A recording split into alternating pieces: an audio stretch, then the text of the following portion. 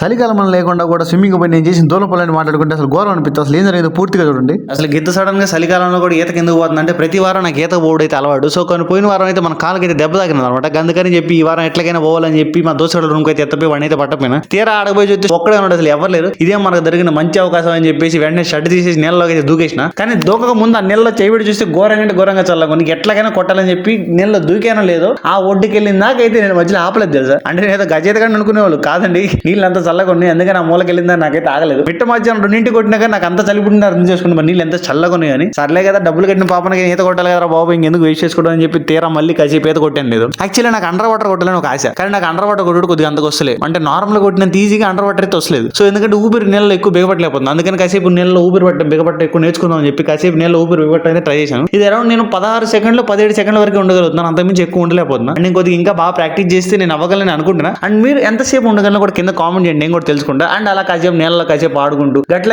ఒక 40 నిమిషాలు అయితే టైం అయితే వేస్ట్ చేసిన. మనం అయితే పైసలు కట్టింది 1 అవర్ కి, కానీ చేసింది 40 నిమిషాలు. ఇంకా అంతమించి ఎక్కువ కొట్టలేకపోయినా, ఎందుకంటే బాగా చలి పడుతుంది. ఇంకా నేను తట్టుకోలేకపోయినా చలికి. అందుకే బయటకి ఎండకు వచ్చేసి ఇంటికైతే వెళ్ళిపోతున్నా. That's it for this video. మళ్ళీ నెక్స్ట్ వీడియోలో కలుద్దాం. అంటిల్ దెన్ ఉంటా, బాయ్.